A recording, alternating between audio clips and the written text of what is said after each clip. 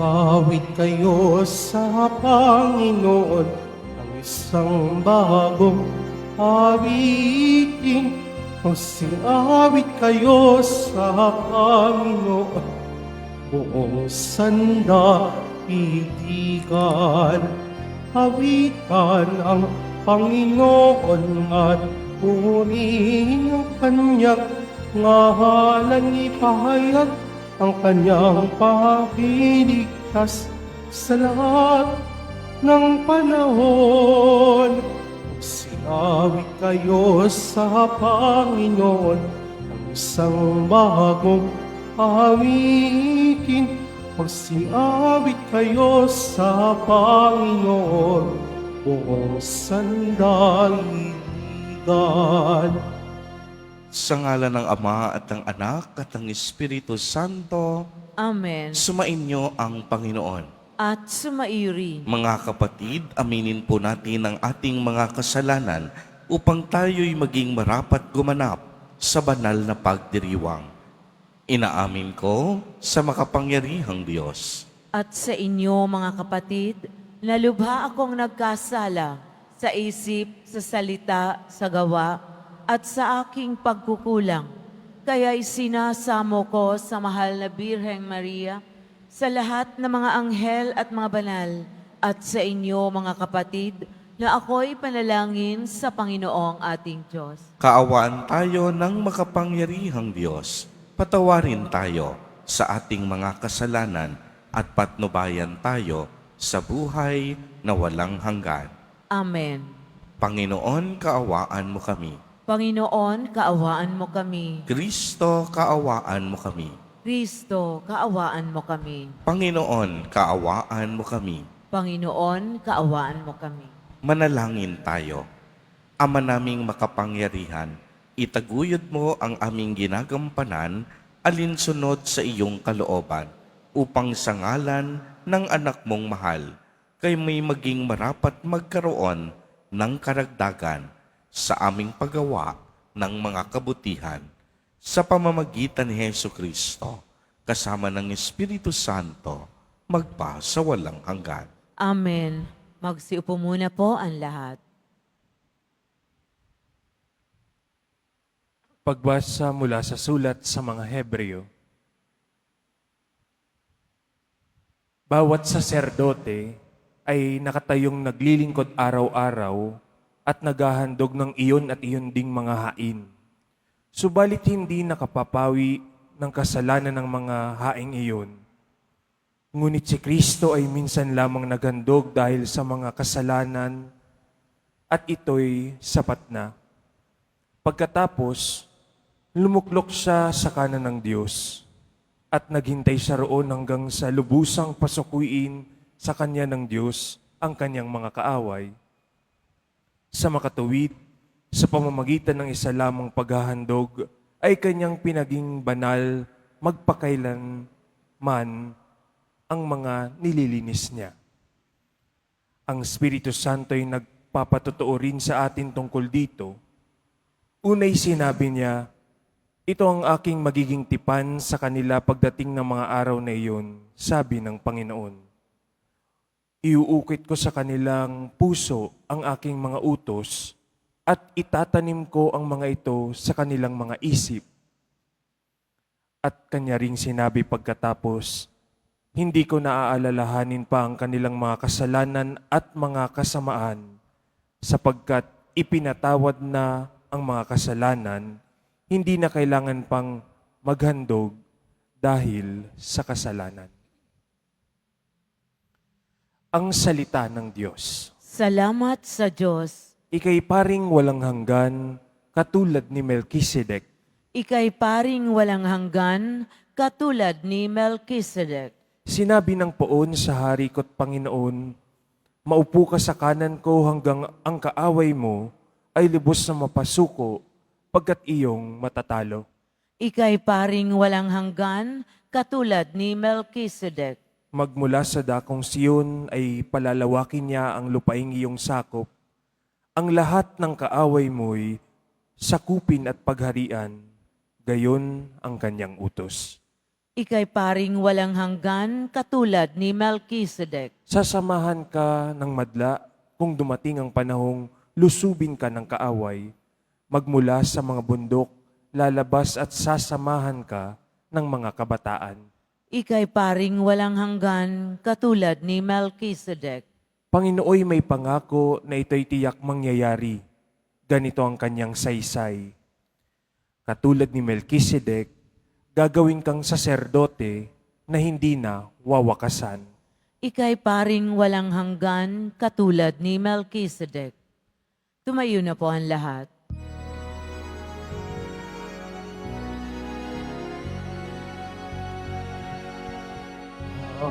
Hallelujah, Hallelujah, Hallelujah, Hallelujah.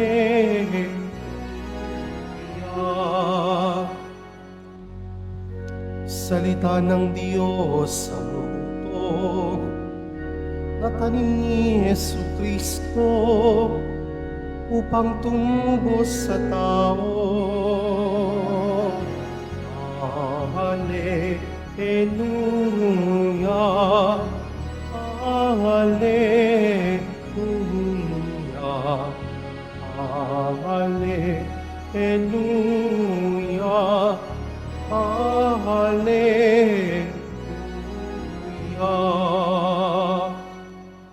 Sumainyo ang Panginoon. At sumaiyo rin. Ang mabuting balita ng Panginoon ayon kay San Marcos. Papuri sa iyo, Panginoon. Noong panahong iyon, muling nagturo si Jesus sa tabi ng lawa ng Galilea. Pinagkukumpulan siya ng napakaraming tao, kaya't lumulan siya sa isang bangkang nasa tubig at doon naupo. Ang karamihan na may nasa dalampasigan, nasa gilid na ng tubig, at sila'y tinuruan niya ng maraming bagay sa pamamagitan ng talinhaga. Ganito ang sabi niya, "Pakinggan ninyo ito, may isang magsasaka na lumabas upang maghasik. Sa kaniyang paghasik ay may binhing nalaglag. Dumating ang mga ibon at tinuka ang mga iyon. May binhi namang nalaglag sa kabatuhan. Agad sumibol ang mga iyon sapagkat manipis lamang ang lupa doon. Ngunit nang tumindi ang sikat ng araw, nalanta at natuyo ang mga binhing tumubo. Palibhasay walang gaanong ugat. May binhi namang nalaglag sa dawagan. Lumago ang mga dawag at ininis ang mga binhing tumubo, kaya hindi nakapamunga. Ang mga binhing nalaglag sa matabang lupa at ito'y tumubo, lumago at nag-uhay na mainam. May uhay na tig-30, tig-60 at tig-100 ang butil. Sinabi pa ni Jesus, ang may pandinig ay makinig. Nang nag-iisa na si Jesus, ang ilang nakarinig sa kanya ay lumapit sa kanya, ang 12 at hiniling na ipaliwanag ang talinhaga. Sinabi niya, sa inyo'y ipinagkaloob na malaman ang lihim tungkol sa paghahari ng Diyos. Ngunit sa iba, ang lahat ng bagay itinuturo sa pamamagitan ng talinhaga. Kaya nga tumingin man sila ng tumingin, ay hindi sila makakita, at makinig man sila ng makinig, ay hindi makaunawa. Kung gayon, marahil sila'y magbabalik loob sa Diyos at patatawarin naman siya. Pagkatapos, tinanong sila ni Jesus, hindi pa ba ninyo nauunawaan ang talinhagang ito? Paano ninyo mauunawaan ang ibang talinhaga? Ang inihasik ay ang salita ng Diyos. Itong mga nasa daan na nahasik ka ng salita, pagkatapos nilang mapakinggan ito, pagdakay dumating si Satanas at inalis ang salitang napahasik sa kanilang puso. Ang iba'y tulad naman ng napahasik sa kabatuhan. Pagkarinig nila ng salita, ito'y agad nilang tinanggap ng may galak, ngunit hindi naman ito tumimo sa kanilang puso, kaya't hindi sila nanatili. Pagdating ng kahirapan o pag-uusig dahil sa salita, agad silang nanlamig. Ang iba'y tulad ng napahasik sa dawagan. Dininig nga nila ang salita, ngunit sila'y naging abala sa mga bagay ukol sa mundong ito. Naging maibigin sa mga kayamanan at mapaghangad sa iba pang mga bagay. Ano pat ang salita'y nawala na ng puwang sa kanilang puso, kaya't hindi nila sila nakapamunga. Ngunit ang iba'y tulad ng binhing napahasik sa matabang lupa. Pinakinggan nila at tinanggap ang salita, at sila'y nagsisipamunga. Tig-tatampu, tig-aanim na po, at may tig-sasandaan. Ang mabuting balita ng Panginoon.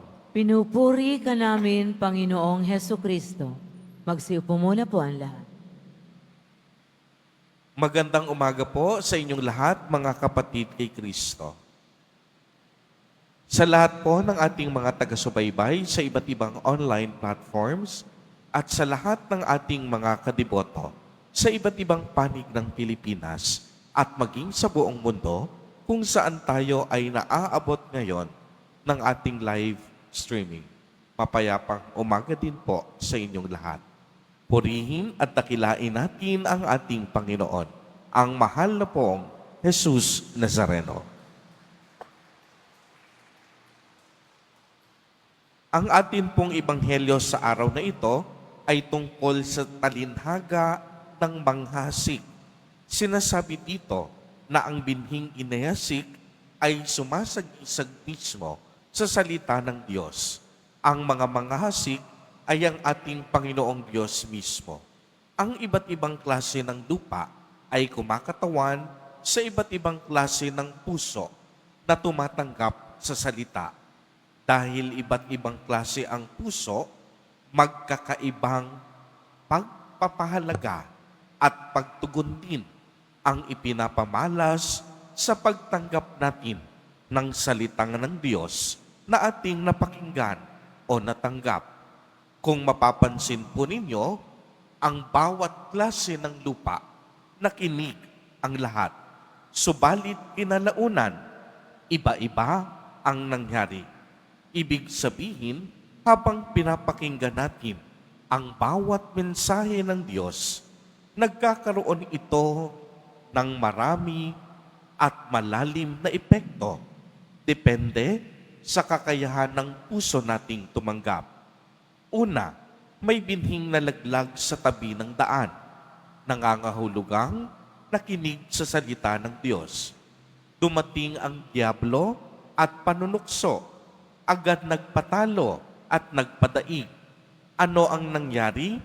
Inalis sa kanilang puso ang salita ng Diyos upang hindi sila manalig at maligtas. Ikalawa, may mga binhing nalaglag sa kabatuhan. Ibig sabihin, nakinig din sila ng salita ng Diyos. Tinanggap pa nga ito ng may galak. Ngunit, ang problema, hindi tumimo sa kanilang puso.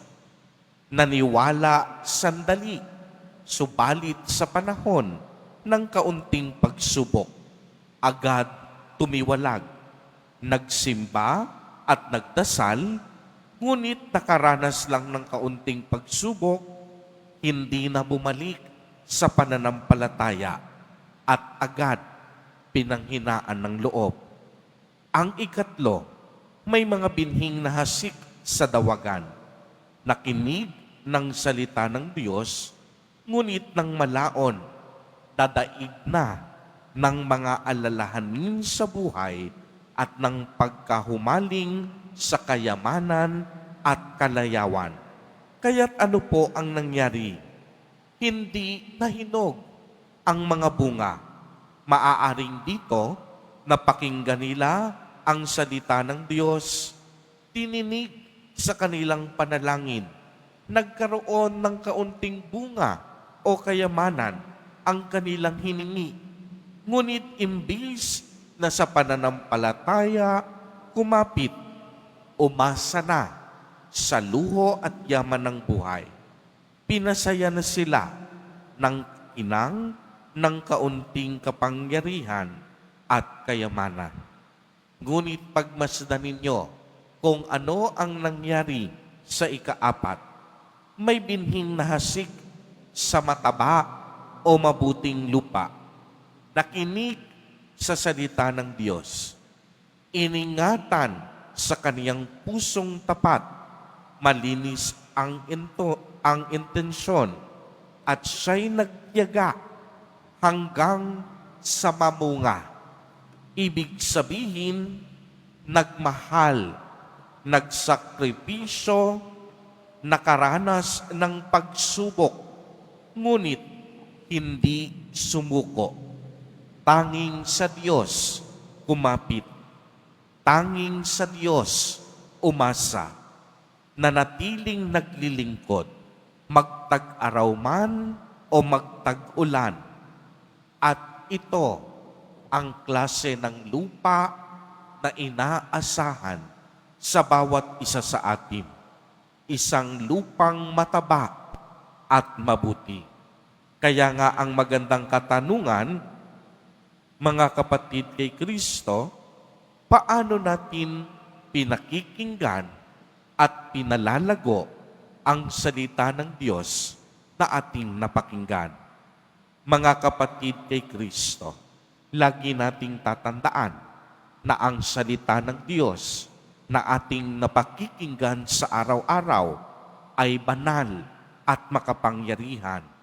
Ang salita ng Diyos, ito ay para sa lahat upang ating maging lakas at maging gabay. Maging mayaman man o mahirap, makasalanan man o banal, hindi tayo pagdadamutan ng Diyos ng kaniyang mga salita. Maging makasalanan man, hinahasikan ng binhi mula sa Diyos upang sa gayon magkaroon sila ng puwang ng pagbabago sa kanilang puso. Kaya ang napakahalagang salita sa ating pagninilay sa araw na ito, makikitang pinakinggan nating lubos ang salita ng Diyos kung ito ay mamumunga sa ating buhay. Amen. Purihin at dakilain natin ang ating Panginoon, ang mahal na poong Jesus Nazareno.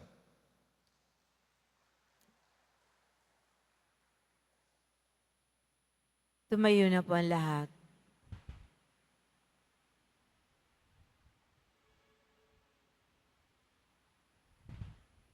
Minamahal kong mga kapatid, tinuturuan tayo ni Kristo sa pamamagitan ng mga talinhaga. Si Kristo ang manghahasik ng binhi ng salita ng Diyos. Tumugon tayo sa kaniyang gawaing ito sa pamamagitan ng ating pagtawag sa Ama. Sa bawat panalangin ang ating itutugon, banal na manghahasik, basbasan mo kami. Banal na manghahasik, basbasan mo kami. Ang simbahan sa daigdig naway maging tulad ng mayamang lupa na nagbibigay bunga ng tig-iisang daang ani. Manalangin tayo. Banal na manghahasik, basbasan mo kami. Ang mga pinuno ng mga bansa naway mamuno sa pamamaraang kaaya-aya sa Diyos at sa kanilang nasasakupan. Manalangin tayo. Banal na manghahasik, basbasan mo kami. Ang mga hindi nagsisiyasat ng mga ambisyon at pagkamakasarili naway hindi makasagabal sa salita ng Diyos sa ating buhay.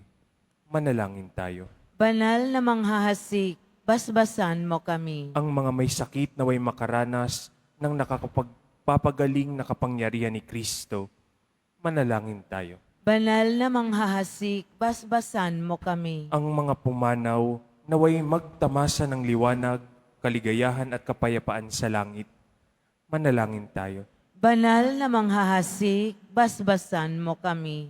Sa ilang sandali ng katahimikan, ating ipanalangin ang iyo pang mga pangangailangan ng ating pamayanan, gayon din ang mga intensyon na inialay sa ating misa sa araw na ito, at isama rin natin ang ating mga pansariling kahilingan.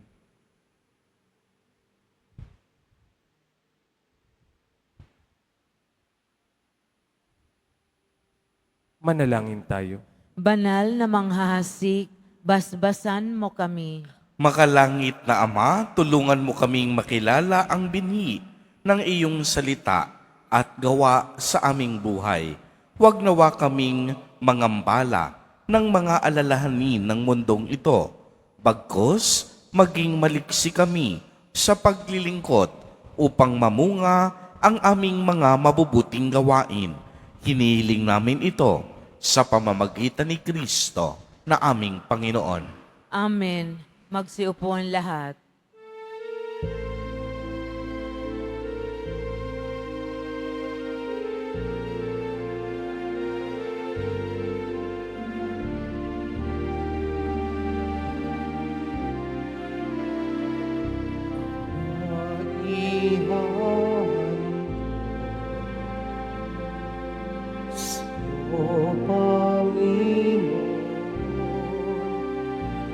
Ay tinapay at alak na sa aming kamay sa iyong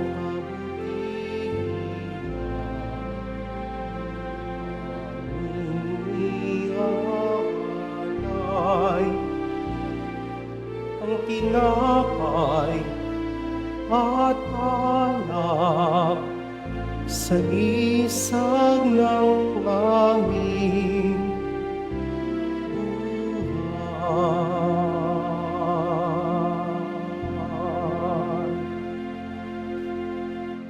Tumayo po ang lahat. Manalangin kayo mga kapatid upang ang paghahain natin ay kalugdan ng Diyos amang makapangyarihan.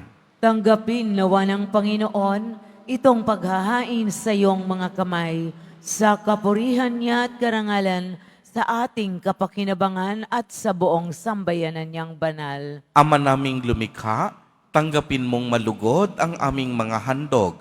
Ngayong ang kabanalan ay iyong dulot. Kami sumasamo sa iyo't lumuluhog upang kaligtasay iyong ipagkaloob sa pamamagitan ni Hesukristo, kasama ng Espiritu Santo, magpa sa walang hanggan.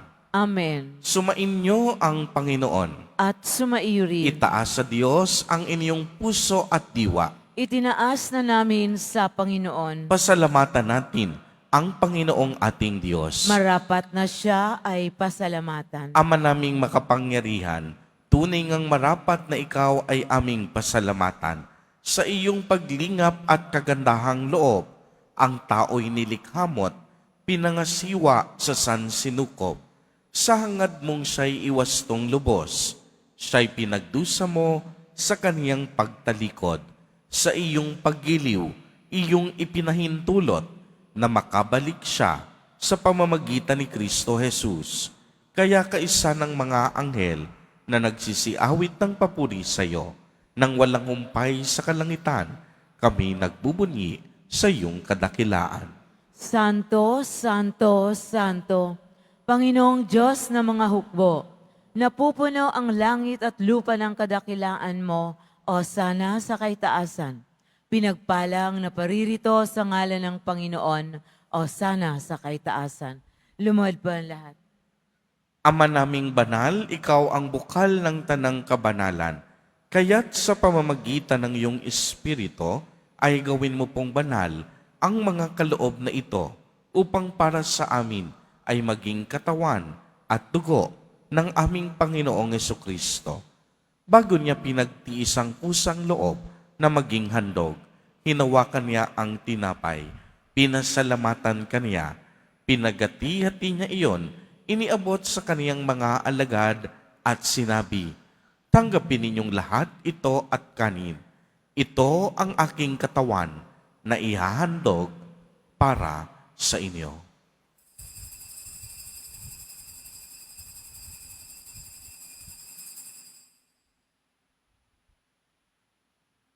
Gayon din naman noong matapos ang hapunan, hinawakan niya ang kalis. Muli kanyang pinasalamatan.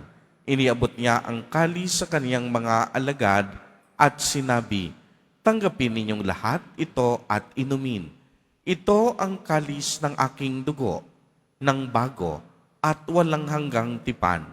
Ang aking dugo na ibubuhos para sa inyo at para sa lahat sa ikapagpapatawad ng mga kasalanan. Gawin ninyo ito sa pag-alaala sa akin."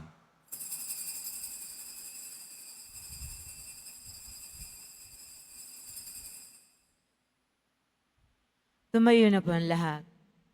Ang misteryo ng pananampalataya. Si Kristo'y namatay, si Kristo'y nabuhay, si Kristo'y babalik sa wakas ng panahon. Ama, ginagawa po namin ngayon ang pag-alaala sa pagkamatay at muling pagkabuhay ng iyong anak.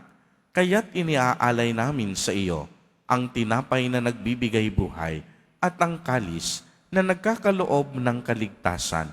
Kami po'y nagpapasalamat dahil kami iyong minarapat na tumayo sa harap mo para maglingkod sa iyo. Isinasamo namin na kaming magsasalo-salo sa katawan at dugo ni Kristo ay mabuklod sa pagkakaisa sa pamamagitan ng Espiritu Santo. Ama, lingapin mo ang iyong simbahang laganap sa buong daigdig. Puspusin mo kami sa pag-ibig kay isa ni Francisco na aming Santo Papa at ni Jose na aming Obispo at ng Tanang Kaparian. Alalahanin mo rin ang mga kapatid naming nahimlay nang may pag-asang sila'y muling mabubuhay, gayon din ang lahat ng mga pumanaw. Kaawaan mo po sila at patuloyin sa iyong kaliwanagan.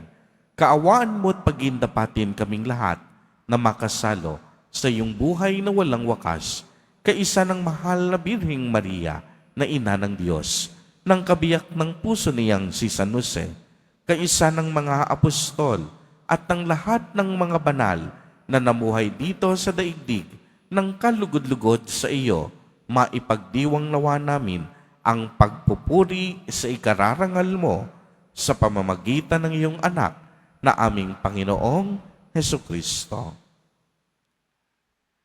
Sa pamamagitan ni Kristo, kasama niya at sa Kaniya, ang lahat ng parangal at papuri ay sa iyo, Diyos amang makapangyarihan, kasama ng Espiritu Santo, magpa sa walang hanggan. Amen. Sa tagubili ng mga nakagagaling na utos at turo ni Jesus na Panginoon natin at Diyos, ipahayag po natin ng lakas loob. Ama namin, sumasalangit ka. Sambahin ang ngalan mo, mapasa amin ang kaharian mo, sundin ang loob mo dito sa lupa para nang sa langit. Bigyan mo kami ngayon ng aming kakanin sa araw-araw at patawarin mo kami sa aming mga sala para ng pagpapatawad namin sa nagkakasala sa amin at huwag mo kaming ipahintulot sa tukso at iadya mo kami sa lahat ng masama. Hinihiling namin na kami iadya sa lahat ng masama, pagkalooban ng kapayapaan araw-araw, iligtas sa kasalanan at ilayo sa lahat ng kapahamakan, samantalang aming pinananabikan ang dakilang araw ng pagpapahayag ng tagapagligtas naming si Hesukristo. Sapagkat iyo ang karian at ang kapangyarihan at ang kapurihan magpakailanman. Amen. Panginoong Hesukristo, sinabi mo sa iyong mga apostol, kapayapaan ang iniiwan ko sa inyo, ang aking kapayapaan ang ibinibigay ko sa inyo. Tungayan mo ang aming pananampalataya at huwag ang aming mga pagkakasala. Pagkalooban mo po kami ng kapayapaan at pagkakaisa ayon sa iyong kalooban, kasama ng Espiritu Santo, magpa sa walang hanggan.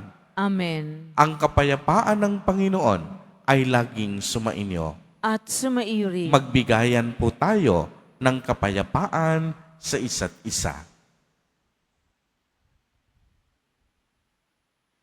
Kordero ng Diyos na nag-aalis ng mga kasalanan ng sanlibutan, Maawa ka sa amin.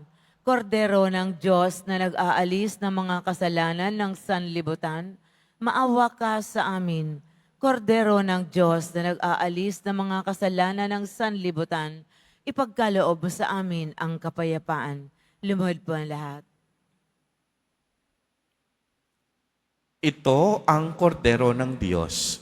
Ito ang nag-aalis ng mga kasalanan ng sanlibutan.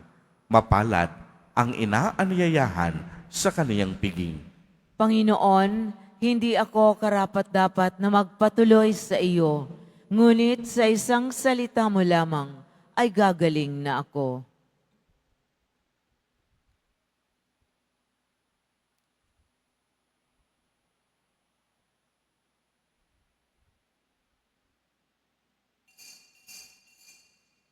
Para sa lahat ng tatanggap ng banal na komunyon, sasagot po tayo ng amen pagkasabi ng pari o lay minister ng katawan ni Kristo at isubo agad sa bibig bago umalis sa harapan ng pari o lay minister. Sumunod po tayo.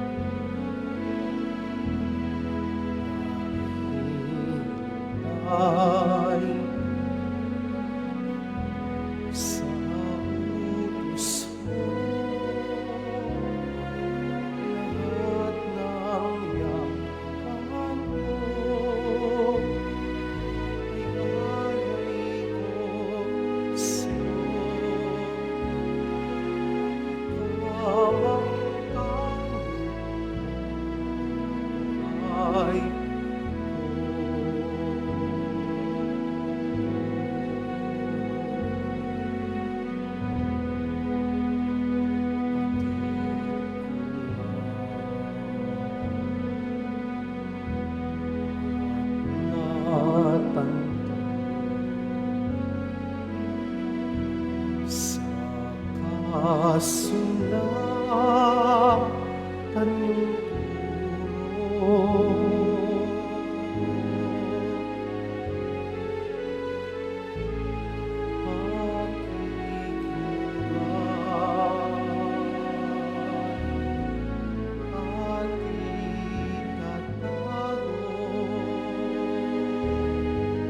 sa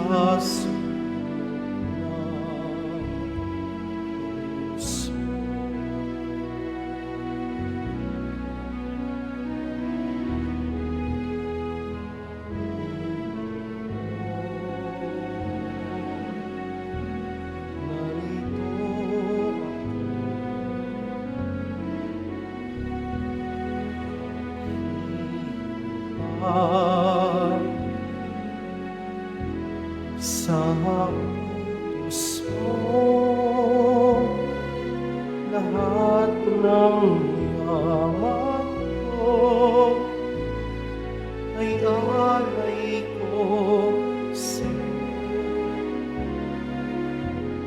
Ikaw ang tanging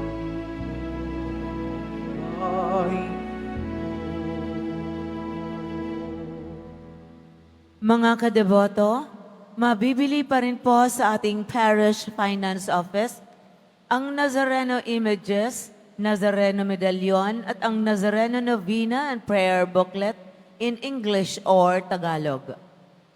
Pagkatapos ng misa, wiwisikan po ang lahat ng banal na tubig. Pinakikiusapan ng lahat na manatili lamang muna sa inyong mga lugar. Sa Quezon Boulevard o sa Plaza San Juan lamang ang labasan ng lahat. Sumunod po tayo. Maraming salamat po sa inyong pagdalaw at pagsisimba sa Basilica Menor at Pambansang Dambana ni Jesus Nazareno. Tumayo na po tayo. Manalangin tayo. Ama naming mapagmahal, ipagkaloob mong sa aming pakikinabang sa iyong kagandahang loob ay bumubuhay lagi nawa naming maikarangal.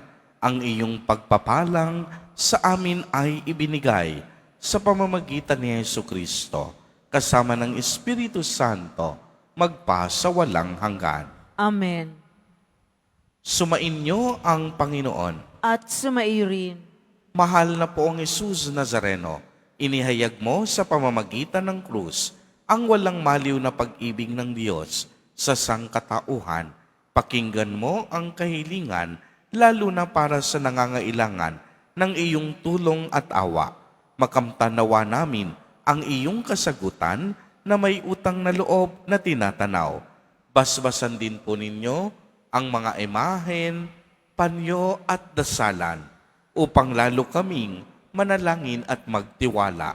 Sa pamamagitan ng bendisyon na ito, naway lalo kaming maging mapaglingkod, masunurin at tapat sa iyo na aming maluwalhating Panginoon, magpa sa walang hanggan.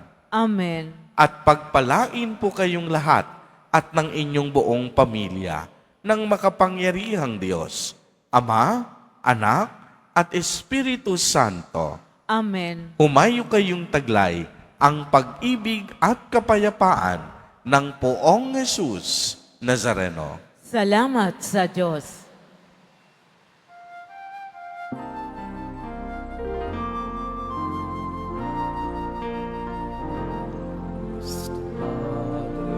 Padre Jesus, ang sa'yo sinasamba